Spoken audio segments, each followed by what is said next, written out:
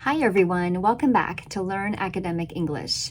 On this channel, I teach intermediate and advanced level lessons for English learners who want to take their English to the next level.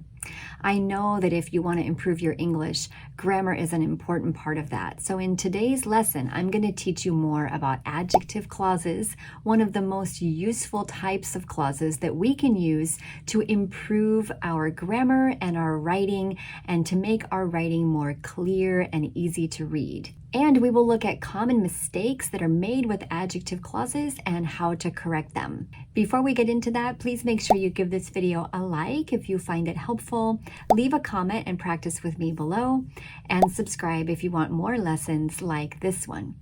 So let's start with a quick review of what adjective clauses are. An adjective clause is called an adjective clause because it has a subject and a verb, that's what a clause is, and it describes or modifies a noun. So just like an adjective can describe a noun, an adjective clause also describes a noun. But an adjective clause can also describe a whole sentence or a whole phrase, and we'll take a look at an example of that in a moment.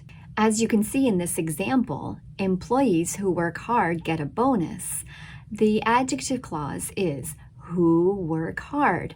The subject is who, the verb is work, and the adjective clause describes or modifies employees. It tells us which employees, who. An adjective clause always comes immediately after the word or group of words that it describes. As you probably already know, adjective clauses can have the following relative pronouns. That, which refers to things or people. Who, which refers to people.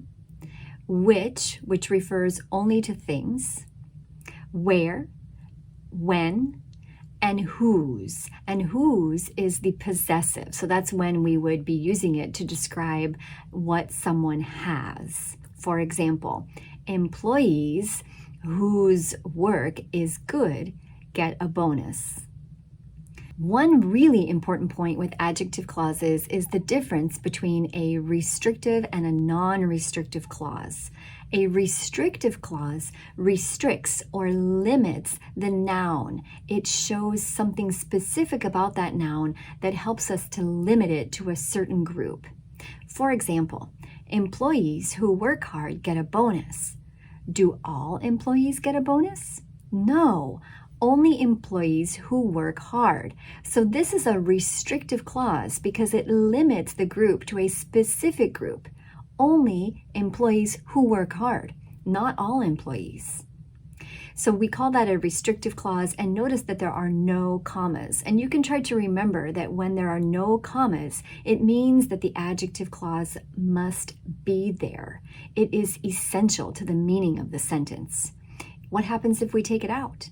Employees get a bonus, but that's not what we want to say. We want to say employees who work hard get a bonus, only limiting it to those who work hard. A non-restrictive adjective clause just gives extra information, but it's not essential to the meaning of the sentence. It doesn't restrict or limit the noun to a certain group. For example, employees who work hard get a bonus, which is a gift of extra money to reward hard work. So now we have the second adjective clause, and this is a non-restrictive clause. It gives extra information about the word bonus. But what happens if we take it out? The meaning is still clear. We still know what a bonus is. Notice that with non-restrictive adjective clauses, we use commas, and that indicates that we can take the clause out or we can put it back in. Again, it gives nice information, but it's not essential to the meaning of the sentence. Okay, let's look at some common mistakes with adjective clauses, and then we'll look at how we can correct them together. I'm going to read the sentences to you, and you can try to think about what the problem is. Number 1, women tend to have a healthy diet, and this is good for their health. This example is grammatically correct, but by using an adjective clause, it could be so much better. This is an example of something that when I see it in my classes, I tell my students, use an adjective clause to take your writing up a little bit higher.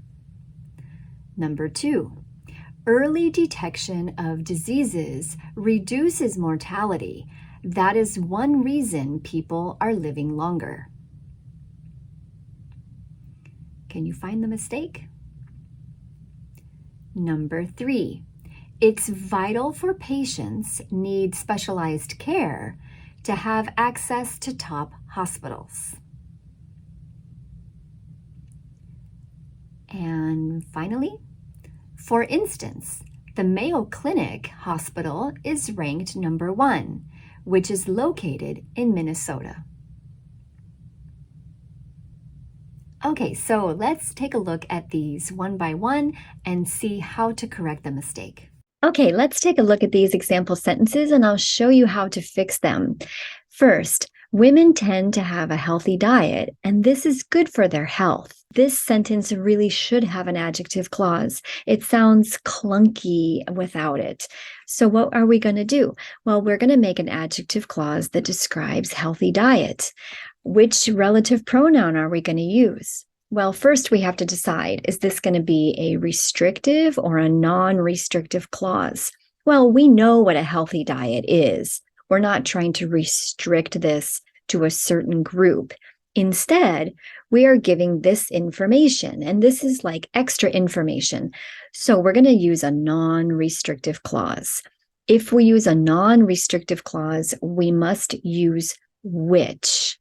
Okay, the pronoun that is only for restrictive clauses. So we're going to use which, okay? And we're going to use which to replace the subject this. Okay, let's read the sentence again. Women tend to have a healthy diet, which is good for their health. This is a clause because it has a subject and a verb. It describes the noun that comes before, and because it's non-restrictive, we're going to set it off with commas. What happens if we take it out? Well, we've lost that really interesting information, but we still understand the sentence, okay? All right, let's look at the next one. Early detection of disease reduces mortality. That is one reason people are living longer. Okay, so here we have an adjective clause, and this adjective clause is describing what? Well, it's not describing mortality. Mortality doesn't make people live longer. Mortality is actually the opposite. Mortality is about dying. So this adjective clause actually describes the whole idea that comes before, that early detection of disease reduces mortality. Okay, so that brings the death rate down. And that's one reason people are living longer. Okay, so this adjective clause actually describes the whole previous sentence. Is it restrictive or non-restrictive? It's giving nice, interesting information, but it's not essential to understand the meaning of this, or it's not limiting this to a certain group. So we're going to say this is non-restrictive. And that's one of the mistakes here, is that we need to add a comma. Okay, then if we add a comma, we still have one more mistake. Do you know what it is? It is that we need to change that to which. Why? Because that is only for restrictive clauses with no comma. Let's read the sentence again. Early detection of disease reduces mortality, which is one reason people are living longer. Okay, let's go to the next one. It's vital for patients need specialized care to have access to top hospitals. So we can see that even Google can detect that there is a grammar mistake here. Well, first of all, let's look at the structure of the sentence. We have our subject, it. We have the verb is, okay? Then we have this adjective, vital, which is similar to necessary. It's vital for patients need specialized care. So what's the problem here? Well, the problem is that we have this second verb. Okay.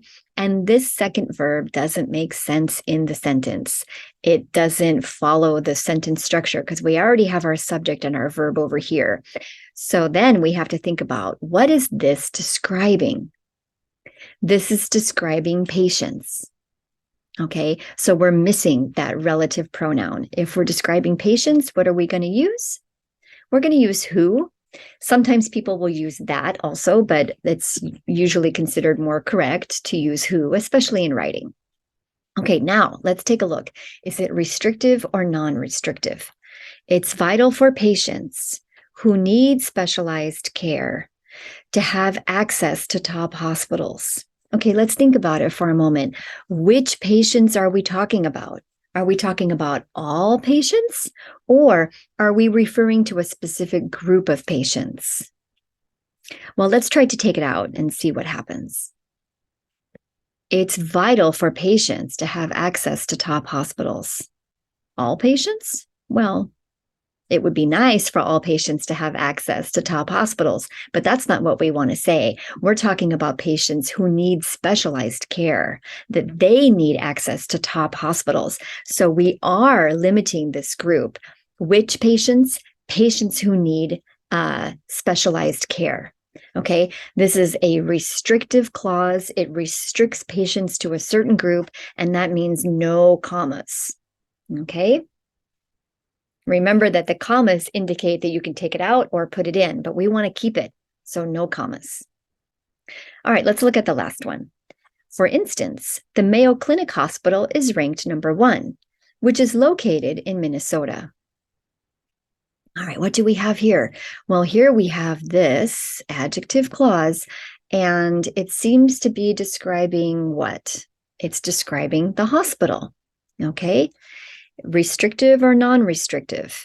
It's non-restrictive because it's just giving extra information about the hospital. We know what the hospital is. We have the name of the hospital, but this is just giving extra information about it. So we need the comma, but what's the problem? The problem is that the adjective clause must go immediately after the information that it describes. Is it describing number 1? No, it's not. It's describing the hospital. So let's go ahead and move it. All right, we're going to move it right here after hospital, and we're going to put another comma on the other side. That indicates that we can take it out or put it in. So let's look. For instance, the Mayo Clinic Hospital, which is located in Minnesota, is ranked number 1. What happens if we take this out? Because remember, the commas show us we can take it out or put it in. If we take it out, the Mayo Clinic Hospital is ranked number 1. We're missing that information about the location, but that's okay because we still know what this is. All right. I gave you one bonus sentence just for fun. Let's take a look. Men may keep in their anger for a long time. That is not good for their health. Notice that I'm using the word may to avoid a generalization because this is not true for all men. But how about that adjective clause? What is it describing? The adjective clause is describing the whole idea that came before, that men may keep in their anger. All right. And is this restrictive or non-restrictive? It's non-restrictive. It's just giving extra information. So if it's non-restrictive, we're going to add a comma. And then we have to think about the pronoun. Who, that, which, whose, when, where. We're going to use which. Why? Because it's a non-restrictive clause. That is only for restrictive clauses when we don't have a comma. Okay, I hope that you found this video helpful. If you have a question, let me know, and I'll leave a couple more examples in the description box below that you can try to correct in the comments with me, and I'll be sure to give you feedback. If you're interested in learning more about grammar, I'll leave a link to my grammar playlist below. And if you want to learn more with me, you should know that I have two ways to do that. One is that I have an Instagram subscribers community. On Instagram, you can subscribe. It's a monthly fee of less than $3 a month. And in that, I give you a video lesson every week and the opportunity to practice with me, and I give you feedback. Second, I have online classes that are going to begin in early 2023. If you're interested in joining my online classes, make sure that you sign up for my email list below, and I'll let you know when those are going to begin so that you'll be the first to know. I hope to see you back here soon. Take care.